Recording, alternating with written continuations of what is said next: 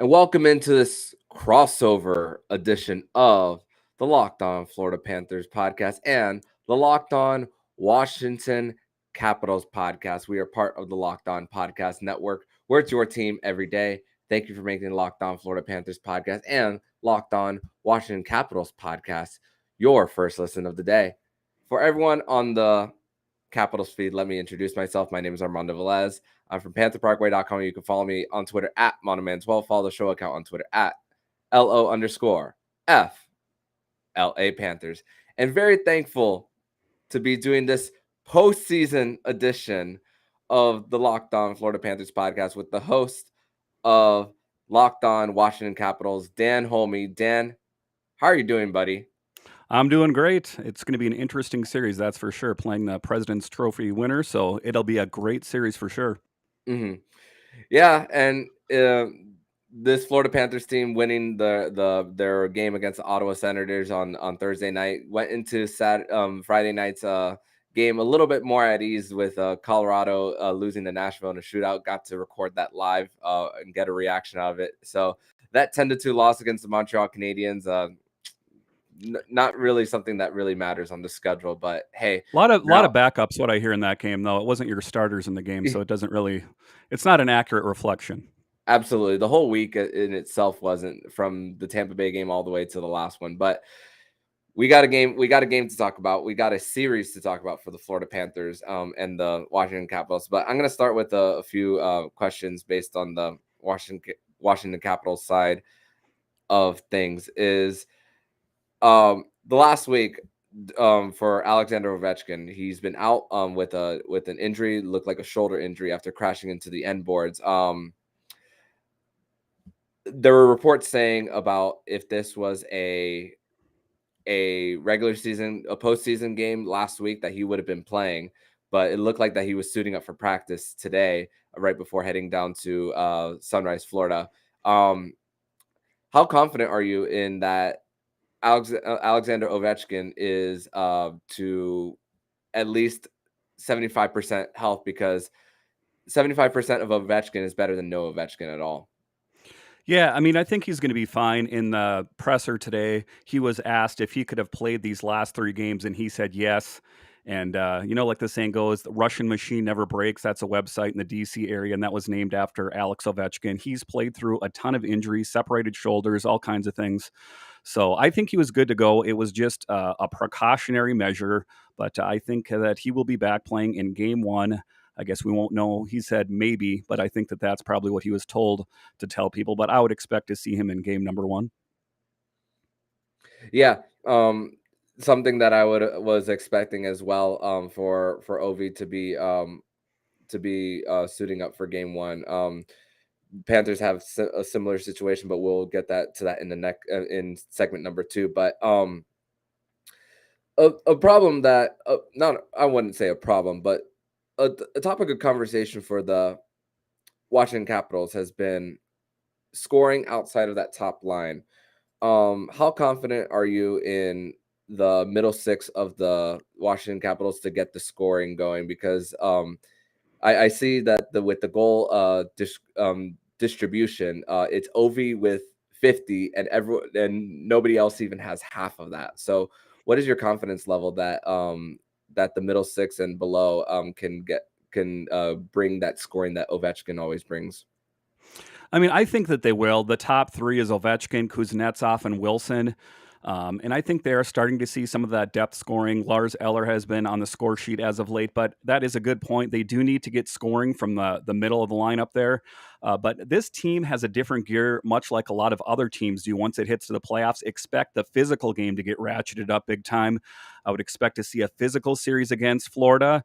You can expect a lot of big open ice hits and that kind of thing from Tom Wilson and Alex Ovechkin, perhaps even Anthony Mantha, who's not a physical player intrinsically, but I expect him to bring his big body to the table too and start throwing people around as well. Mm-hmm. Yes. For the Florida Panthers and the Washington Capitals, this has for Tom Wilson and everything. I have a question about him. How has he been able to behave as far as like not committing any of these egregious penalties? Because I high key wanted to see Capitals Rangers in the first round, but Right. we didn't get that. How confident are you that Tom Wilson's able to keep an even keel and not commit something dumb in the playoffs? Well, I mean, he has shown a lot of maturity this year, and I think that he has a great mentor in the form of Alex Ovechkin. I've often said that I think that Tom Wilson will be the future captain of the team once Ovechkin hangs up the skates. But I think that this year really kind of solidifies his role as a legitimate goal scorer. I know that around the league, he's kind of seen as a goon, just a tough guy. But if you ask any of the other 31 teams in the league, they would say they'd love to have Tom Wilson on their team. He brings that physical presence, plus he's got a great goal scoring touch and great leadership qualities. He's not that old of a man, but he possesses a lot of those qualities that a seasoned veteran of 10, 15 years in the league has. So I think that, his tendencies are to get drawn into fights, but I think that, if you look at Alex Ovechkin's career earlier, he dropped the gloves a lot. And his last major fight was against Svechnikov in 2019. So he's reeled it in. And I think that Alex Ovechkin has noticed that Tom Wilson has noticed that as well, that you don't have to take on these fourth line scallywags out there, these guys that are pretty much AHL players. And now he's just a legitimate goal scorer. And I think that in time, everyone in the league will see that he's not just the tough guy. He's also got a great goal scoring touch. Yeah, for Tom Wilson, I'm hoping to see the of course hockey is a physical sport, but of course with physicality we want to see that it's to the point that it's not playing past the whistles and all that. And final question that I have for you, Dan, is that the goalie situation in Washington is that the whole Ilya Samsonov and Vitek Vanecek situation with that is it's been back and forth. Of course, Vanecek was claimed by the Seattle Kraken. The expansion draft went back, but with that, who do you think is the starter for Game 1? I think that it's going to end up being Samsonov. And, it's kind of a coin flip every game who's going to be the number one starter. In this, is what Peter Laviolette didn't want to have happen. He said that when it's game one, he wanted to have his number one starter in mind. Well, with inconsistent play, that has not made it any easier on him. Between the two of them, Ilya Samsonov is the better athlete. He is more athletic out there, but his tendency is also to allow those soft goals. He can make, the greatest save in the world and then allow the most soft goal out there as well.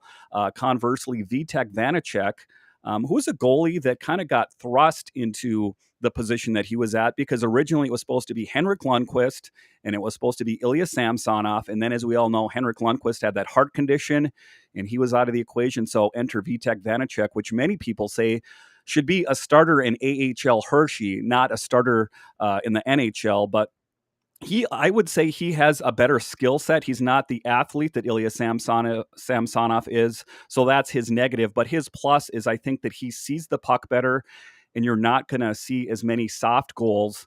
The Washington Capitals today did have Zach Fucale from AHL Hershey called up, and that's one of the things that I wanted to see happen all year. He played great with Hershey this season. He had 3 shutouts, and in his brief stint with the Capitals, he played pretty good overall. He had 1 rough game. So I think that if you see any faltering between Ilya Samsonov and Vitek Vanecek, I think you will see Zach Fucale get in there because this is where the rubber meets the road right now. If you lose, you're done. And you are dealing with you're dealing with the Florida Panthers team that is loaded with scoring from the floor to the rafters. So you don't really have time to get down, 1, 2, 3 games in a series. You just got to attack this Panthers team. Otherwise, you're going to be trying to overcome a hurdle. But like you said, the goaltending is going to be one of the Achilles heels of the Washington Capitals. I hope one of those goalies can catch fire and kind of propel this team over the top. They did it in 2018 when they were kind of improbable candidates. They were playing Columbus, they were playing Tampa, and everyone thought that they wouldn't do it, and then they ended up beating the Golden Knights. And but that's what it's about. They need to solidify that goaltending, and I hope they can do it in this series. Otherwise, they'll be setting up tea time, not the next round of hockey. For sure, like that golf reference there for you. But we're gonna continue on to the next segment where Dan will be talking to me about Florida Panthers related stuff. But first, we're gonna tell you all about BetOnline. And BetOnline.net is your number one source for all your sports betting stats and sports info. Find all the latest sports development, leagues, reviews, and news, including this year's basketball playoffs and start of the Major League Baseball season. BetOnline is your continued source for all your sporting wagering information, from live betting to playoffs to esports and more. Head to the website today or use your mobile device to learn about the trends and action. BetOnline, where the game starts. All right, to start the second segment here, thank you for making Locked On Capitals and Locked On Panthers your first listen. For your next listen, check out Locked On Now podcasts, nightly recaps of every NHL game with analysis from our local experts. It's free and available wherever you get your podcasts. And welcome into the second segment of this crossover episode. I have Armando Velez from Locked On Panthers. I'm Dan Holmi from Locked On Capitals. You can find me on Twitter. It's at DanCaps218. You can find Armando on Twitter. It's at MondoMan12. And the Capitals are up for a big challenge here. I mean, make no mistake about it. This Panthers team, it kind of caught everyone by surprise. They caught me by surprise anyway. I know that some of the insiders saw it coming, but the Panthers, their first ever President's Trophy. They get home ice through the playoffs. The Florida Panthers have played an entire 82-game regular season without getting a shutout. The best regular season in Florida history and the best regular season by any team in the NHL. What do you attribute this Florida Panthers team success to? I mean, they kind of came out of nowhere. And, to be honest with you, they've had some really kind of down seasons over the years. They're not this dynasty team like the Rangers or the Penguins. What do you attribute their success to this year? I attribute their success to their depth, especially in the middle six. I mean, Anton Lundell centering the third line, who had averaged a point per game in Liga. They traded for Sam Reinhart this past offseason, who's could be playing top 6 minutes, but is on the third line. Mason Marchment, who was part of that trade for Dennis Mulligan, which was part of the previous regime. And they're getting that depth scoring that's helping them out. Of course, acquiring players like Sam Bennett last year, signing players like Anthony Duclair, Carter Verhaeghe, who wasn't qualified an offer from Tampa Bay. So it's been really about the depth, and then bringing that in. And then it's helping on the other end as well, that they're playing a lot better in front of Sergei Bobrovsky. Yeah, so, I mean, just looking at that, playing 82 games without getting shut out, that's most impressive. That speaks volumes, I guess, of the goal-scoring touch there. So the Panthers picked up Claude Giroux at the trade deadline there. Around the trade deadline, has 3 goals, 20 assists, and a plus-minus of a +7 in 18 games for the Panthers in his career. Tell me about Claude Giroux and what impact has he made on that Panthers team? The impact that he's made on the team is that when he's together with Alexander Barkov, if they're on the ice and there's a face-off on one side, because one shoots left and one shoots right, they can take the face-off on the other end. So that's the cool part about that with Giroux and Barkov. And sometimes they're not even playing on the second line, on the same line together, excuse me. Sometimes Barkov is on the first and Giroux is on the second, along with Bennett and Huberdeau, so they can interchange them there and out too. And late game situations, it happens, especially since they clinched the President's Trophy and they have home ice advantage. They'll have more of that last change more often when it comes to the face-off, so they'll be able to put in their matchups better. So Giroux is making a lot of impact even when he's not scoring. He's creating shots, that's creating rebounds, and then the Florida Panthers are finishing it off too. So that's the awesome part about Claude Giroux. Yeah, I mean, I'm just looking at the stats for your team. 4 players scoring 30-plus goals. You have Huberdeau at 30, Barkov 39, Reinhart 33, and Duclair 31. I mean, like I say, that team, for Washington fans is stacked. So, I mean, the defense and the net minding is going to have their hands full. So, I mean, that is most impressive on that team. And it's going to be interesting to see how the Capitals stand up to them. So, being that you brought up net minding here, They were talking about assets, about Bobrovsky, excuse me. He tracks the puck very well when he is on top of his game, has good quickness and athleticism for the goaltending position, does not let a lot bother him on the ice. His flaws, he needs to continue to work on his confidence, which tends to waver from time to time. Also, he does not always communicate well through his defensemen. So that is, a similar issue with the Panthers, I guess to an extent, is the same as the Capitals, is that I know that they have some good net minding there, but it seems like when it comes to these big games that Bobrovsky struggles a bit. How do you think that your net minding will stand up? Because I know that just reading on here, the Florida Panthers goaltender Spencer Knight, who went 6-1-0 with a 2.16 goals against average and a .925 save percentage and one shutout in 7 appearances, has been named the NHL's Rookie of the Month. So if Bob fails, I guess they will just go to Spencer Knight. Is that the school of thought there? Yeah, they will go to Spencer Knight if he does struggle, but I'm not anticipating Bob to struggle in the well, I'm hoping that he doesn't struggle. That's the thing, is that I hope that the Florida Panthers can outscore their issues, that they don't even have to worry about that with the goaltending on the other side. So if the Florida Panthers are able to create the better defense around Bobrovsky, which they have all season, then Bobrovsky will have a great postseason. His numbers even this year are similar to what they were in his last year in Columbus. So there's that. So that's the good thing about Sergei Bobrovsky and what he's been doing this season. So I'm very confident that Sergei Bobrovsky will have a better bounce back. And Spencer Knight was just named Rookie of the Month. So this month. So they're confident in no matter who's going out there. And that's a great position to be in. A lot of teams are enviable of having, kind of a 1A situation. A lot of teams, it's a number 1 and then a number 2. And usually that's a pretty big difference between the 1 and 2. So it seems like Florida has kind of one of those 1 and 1A situations there. Is the Panthers offense enough to win the series? Defense has been an issue. I know that they got Ekblad back, or it seems like he's going to. How do they combat the goal scoring leaders of Ovechkin, Kuznetsov, and Wilson? With Washington bringing a physical game, how do the Panthers plan to deal with Wilson and Hathaway? So kind of a 2-part question there. How is offense going to be enough, being that, there has been some issues with the Panthers defense? And what are your thoughts on that? If you stay out of the box, then it's all good, because this is one of the best even strength teams in all the NHL. So that is what I'm anticipating. If they're not in the box often, then we won't see that one timer that Alexander Ovechkin has been doing his whole career. So with that, the Florida Panthers are hopefully able to help out Sergei Bobrovsky and of course limit Alexander Ovechkin, because you can only hope to contain Alexander Ovechkin as well.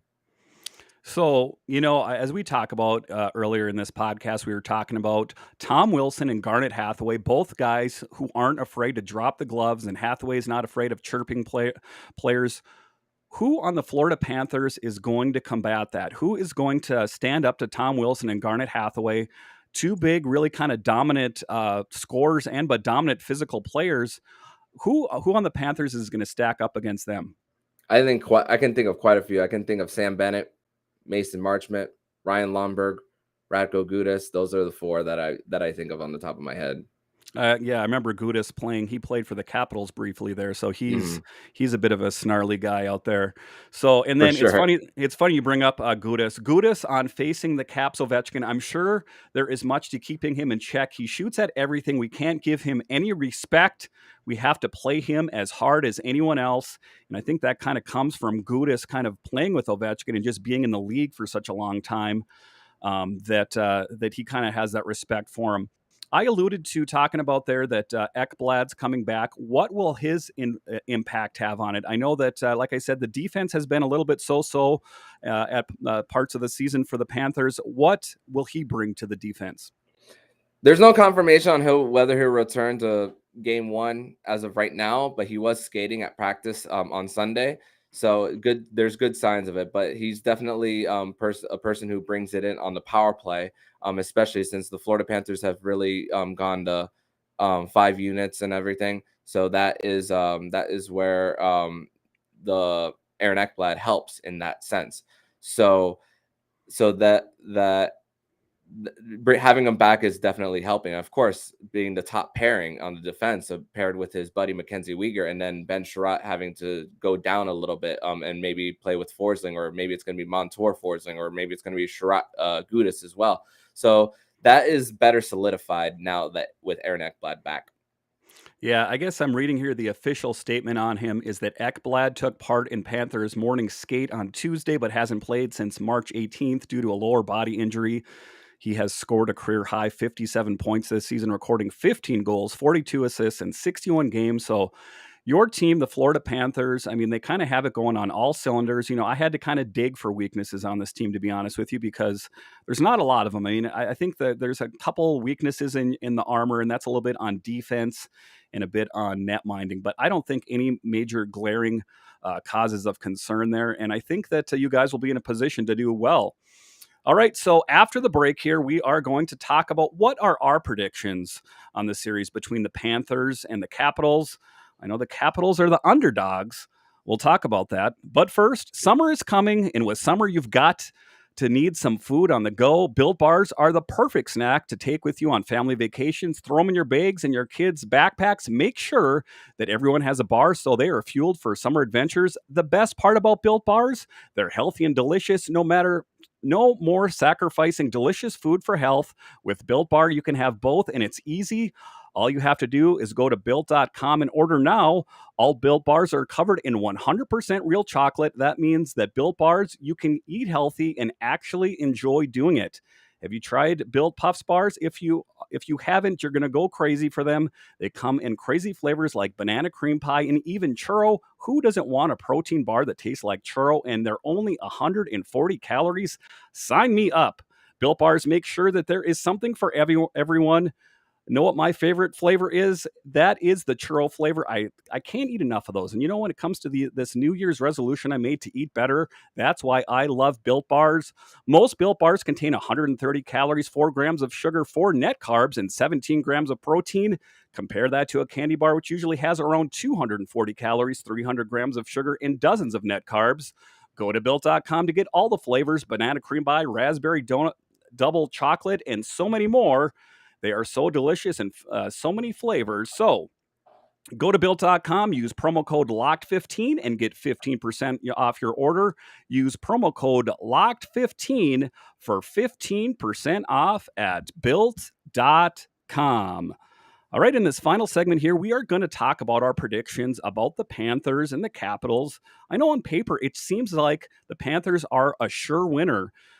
So asking you your predictions on this series, how do you think it will go, Armando?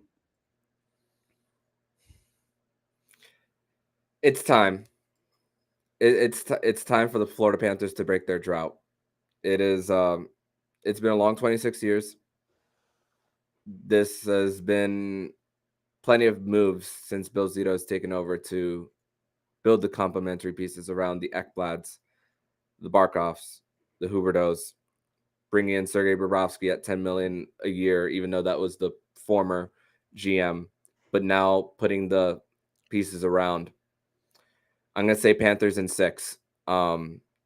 They find adversity early. Washington steals one. I don't know which one, but the Panthers then steal one in Washington, and then they win the next 2 to finish off the series in 6. So I'm going to say Panthers in 6, and they will be advancing to the second round to face either Tampa or Toronto. Which one of those teams would you like to see them face? I would like to see Toronto as far as the matchup for the Panthers, but I don't trust the Maple Leafs. I don't think they'll get out of that series against the Tampa Bay Lightning. So I think it's going to be another Battle of Florida.